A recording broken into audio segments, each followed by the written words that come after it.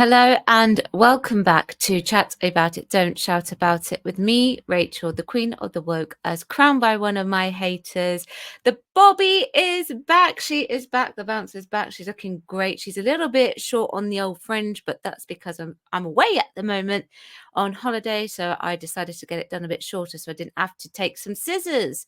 Anyway, today is Doctor Who Sunday and we are making a start. And believe me, I say a start on the War Games, the epic 10-part story, which was voted by you, my subscribers. So thank you very much if you voted on that.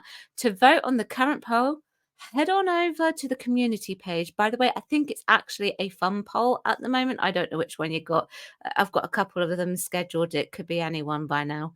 So the War Games was actually written by Terence Dix and Malcolm Hulke. It was directed by David Maloney and it aired with an average overnight rating of 4.9 million people. That makes it the lowest rated in the average overnight score for Series 6. So, not the worst episode, but just the lowest rated in the overnight scoring.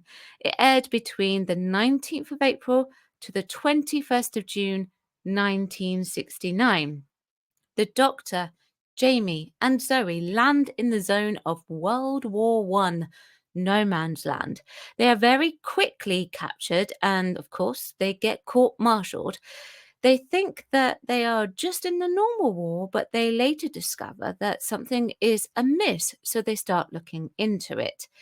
They discover that the warlord or the warlords are playing games and pulling warriors from their own time zones into this one in order to conquer, well, the galaxy, the universe, the world. The Doctor, Jamie, and Zoe team up with a group of misfits that had fought off their processing in order to put a stop to it. However, the Doctor soon discovers that he can't fix it by himself and he has to call upon the Time Lords. The Time Lords then take the Doctor prisoner and put him on trial for his part in the War Games and other things. He is found guilty, sent into exile, and forced to regenerate. I will, of course, naturally, as it is a 10-parter, miss things out for this review. So please be sure to comment below. I'm breaking this down into 3 videos, and today we are looking at the story. So the hardest thing about reviewing the War Games is to know where to start, because unlike the Key to Time and the Trial of the Time Lord, this is not broken down into smaller stories within the story. Instead, it is actually one big story. So I thought that this week I would look at the story, then next week the performances, and then the pacing. Now, I will say, I think it was a very brave decision of the writing team, Terence Dix and Malcolm Hulke, to actually do a 10-part story. We were all familiar with 4 parts and 6 parts. We've had the old 12-part as well. You know, I'm not going to go into that one just now. But by then, so to extend it must have been quite something. A really difficult feat with months of prepaid rehearsal and quite a big cast too. In actual fact, it was like less than 3 months, I actually think, from my research. Now, the risk of a 10-part story is plot holes everywhere. If you were around then, what did you think about getting a 10-part story? Did you find out that, well, did you find that it had a lot of plot holes in it? I personally, watching it through from start to finish, not back to back, but over a few days, I found it had very few plot holes that I could really pinpoint. And the only one that I could really, really pinpoint is the war chief does not regenerate when he dies. I don't know if that was intentional or if it was an oversight. I was half expecting him to regenerate because we know he's a Time Lord, or maybe at that point in time, the only decision had been made to regenerate the Doctor, so why would perhaps someone like the War Chief regenerate? Well, other than that, though, the story is actually pretty concise. Doctor Who was an educational sci-fi historical show, and the War Games is certainly one you can use as an educational factor. World War One, the Great War, is probably the most prominent war for us in the United Kingdom, along with World War Two. But anyway, that was back then in the 60s, and there would have still been servicemen alive from it, and a lot of people would have remembered it as well as civilians. And the UK was still fresh of World War Two, and there hadn't been sort of any significant war since then. But then, of course, we had wars that came later, like the Falklands and all of that. So, do you think that this story was a political allegory for war? Pulling the warriors from their different time zones and countries is very much like the world wars. How the political leaders at the top strategically plan everything out as if it were a game to be played. We always talk about pushy messaging in today's Doctor Who, but the War Games is very much a massive message about war and the arrogance and the games that they play behind it. Although it is done in a much better way than what we have on TV today. On TV today, they just put something in with one jarring sentence instead of working it into the story naturally and making it part of the plot. This story does actually live up to the name of the show and its original premise. It's got the history with World War One, the Romans, American Civil War, the Jacobite Rising. So Jamie gets called a deserter. Now, of course, we know that Jamie travels with the Doctor, so we have to overlook it in that case. But the warriors in the War Games obviously don't know that. They actually think, he is from 1745. Now, Jamie gets called a deserter because they are captured within 3 minutes of the story starting and promptly court-martialed. We can't have a Doctor Who story without the trio being suspected of something or being captured in some way. It's a fail-safe plot point to Doctor Who. It is, however, in the War Games used far too much. Now, I'll set that aside because I think that's actually got more to do with pacing than anything else, and I'll cover that in a different part of the review. One thing that is very prominent in this story is that of hypnotism and processing. There's always something that you hear of in times of war. Are people being brainwashed or are they hypnotized? Are they doing something because they are being made to do so? It is an unfortunate downside to war. So I think they toy with the idea a lot in this story, and I don't actually think they overuse it either, even though they could have run the risk of doing so. They progress it. They start off with the general hypnotism with the captain, and we are led to believe that it is just that at the beginning, as it happens several times throughout to very convincing effect. They use these glasses a lot, so we believe that the hypnosis comes from these glasses. It's not actually until episode 4 that we discover it's something much more sinister about the whole entire game. Soldiers get processed to make them believe that they are still fighting within their respective time zones, and that 5% need reprocessing because they are rebelling. This could be an allegory for brainwashing, as thought control in real life is a very real thing, and it's a way of covering tracks, so to speak. The character we see that with mostly is Carstairs. At the beginning, when we see him, he is very much part of the processing, but then the Doctor manages to break through it, and later when he is captured, we see him get reprocessed, and then capture Zoe only for it to be broken again. That also shows that Carstairs actually has a very strong mind indeed.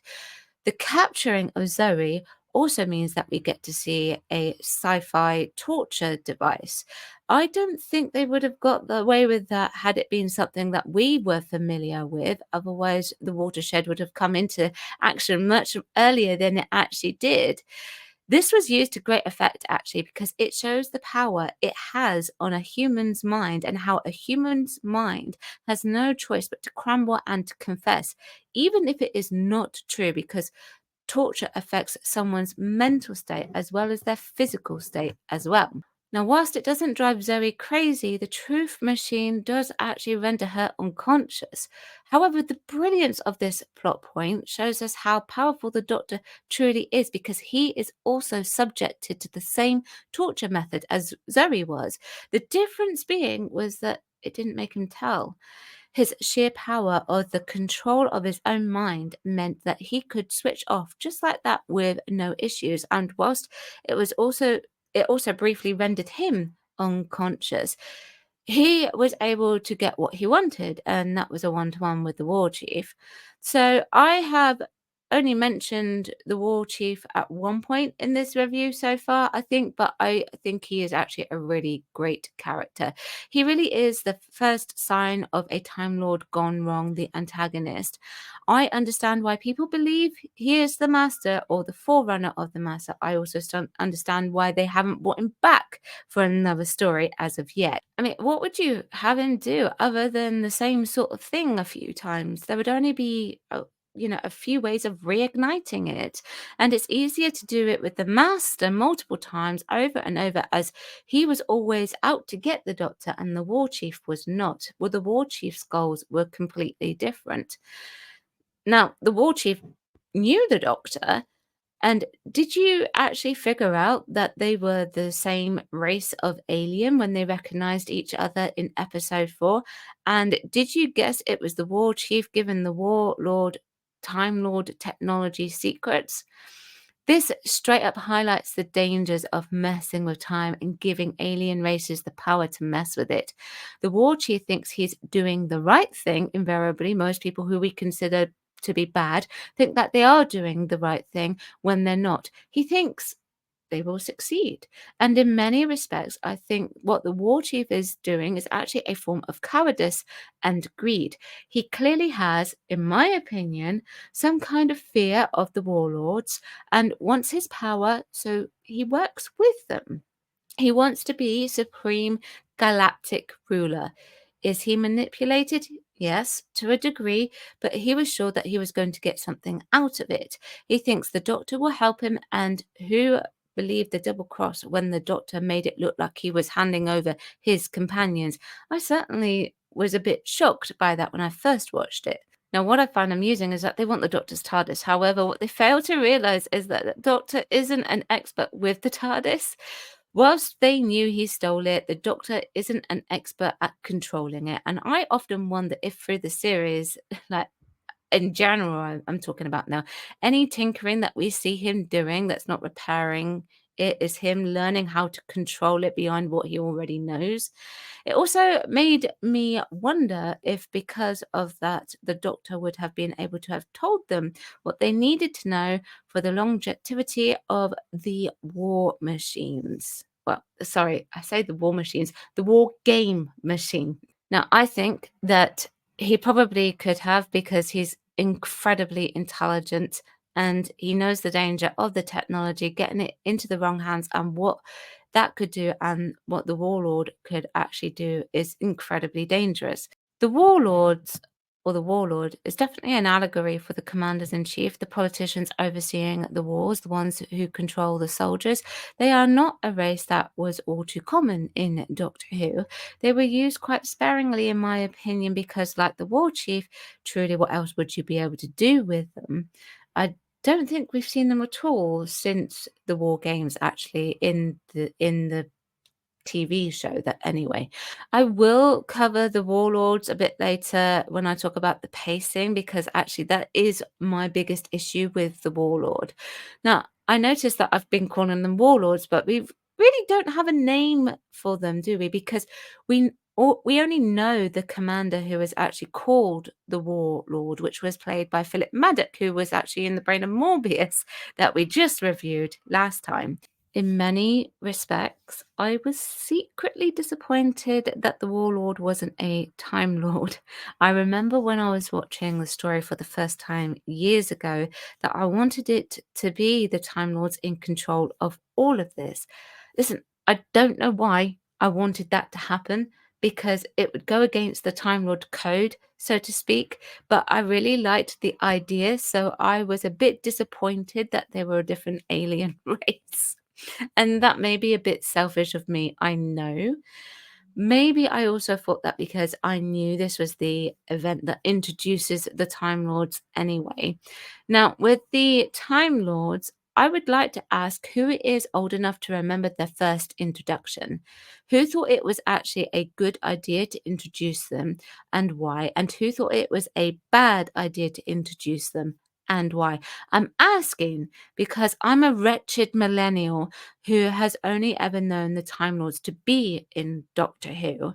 Now, from my perspective, I've got no issue with it, with them being in the show because, well, as far as I'm concerned, they're not really overused to a degree. I mean, they get used a fair bit, but not to the point where they get exhausted. The introduction of them sheds a new light into the show. I know that strictly here they truly are a plot device to move the Doctor along into the forced regeneration for the new era of the show.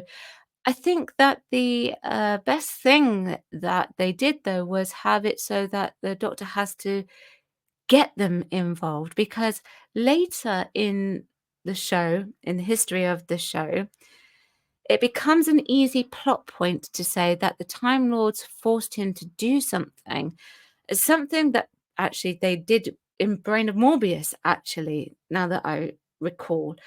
It showed that the Doctor even gets scared in the war games. He knew the impact that this was going to have on him, Jamie, and Zoe. It also shows that the Time Lords are something to actually be scared of in many respects. And they certainly were.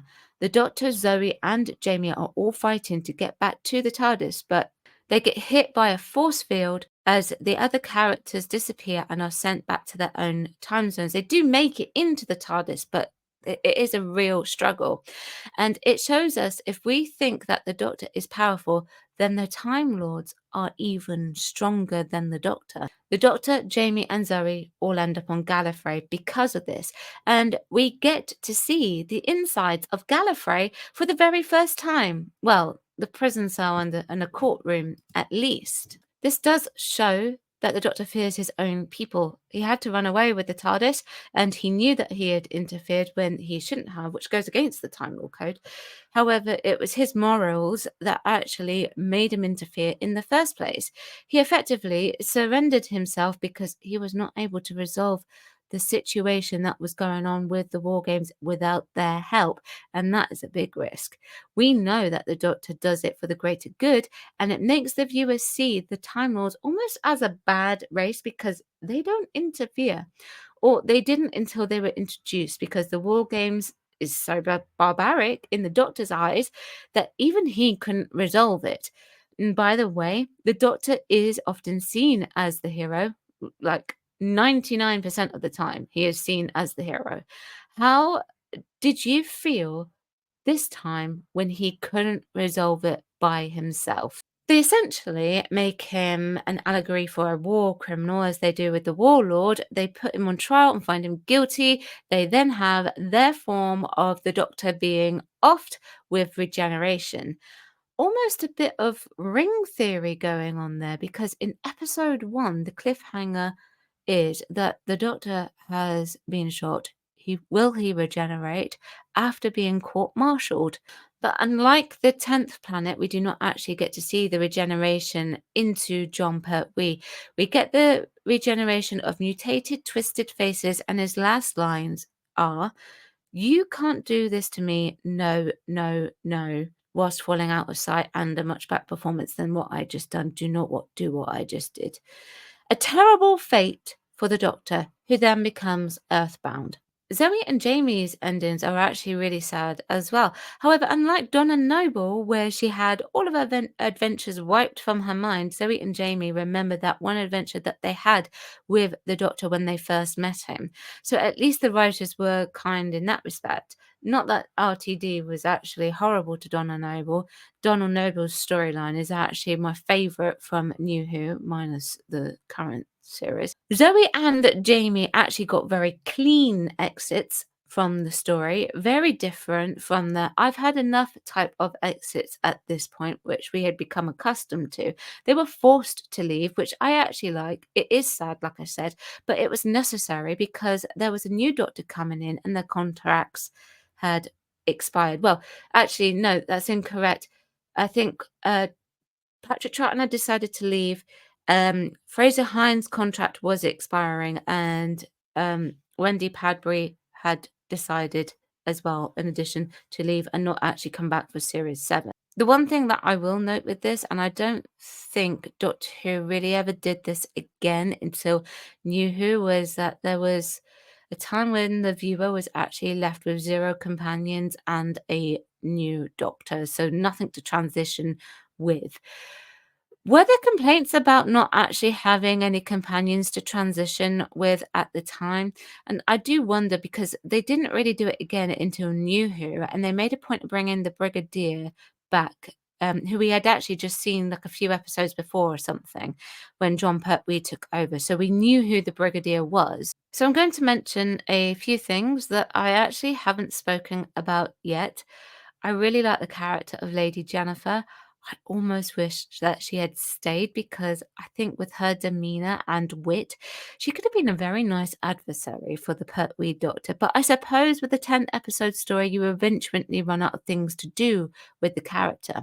Now, Harper, played by Rudolph Walker, whom I absolutely love, is a great character too, and I really wish they hadn't have offed him so quickly. And the sonic screwdriver. Yes, we have to address the sonic screwdriver right now.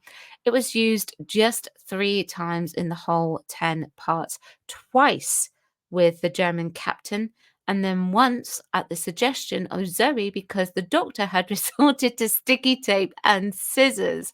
I feel like the sonic would have been used close to about 200 times now in New Who. Well, maybe not Shoe Sonic, but definitely for the other doctors for sure. One of my favorite bits of the story, though, is when Jamie has been captured as a deserter and the doctor needs to break him out. In this day and age, the Doctor would just have whipped out the second worst prop in Doctor Who history, the psychic paper. However, in Classic, they didn't have that. The Doctor has to infiltrate the barracks with utmost authority, claiming to be from the War Office and wanting a layout of the prisoner base. He thinks of it on the spot and runs with it as much as he possibly could, and it works. He is able to break Jamie out of prison. Whilst it does take a fair chunk out of the episode, the Doctor's infiltration skills are absolutely brilliant. Now, all in all, The War Games is actually a brilliant story that uses history to educate the ins and outs of politics with war. A story with a message that was integrated and part of the story. I don't like jarring messages within Doctor Who, but in this case, it is very seamless and it means that I don't end up reading too much into it unless I'm writing a review, and I don't get distracted and I'm more enthralled by the story. Now, as to what actually makes this the lowest rated in the average overnight scores, it is possible that the audience did find it too long. The pacing, which we will get to, adds to it, and I think the repeat of the several plot devices that they used may have actually dulled it very slightly and didn't provide enough to hook the audience back in. It is also very military heavy, and maybe the era of war movies was starting to wear on the public, or maybe it was the time of year. Maybe it was that age old excuse of New Who, the weather. That's it for this part of the review. I will be back next week with part 2 of it. Let me know what you think. I'll see you tomorrow at 4 p.m. Thanks for watching. Bye bye.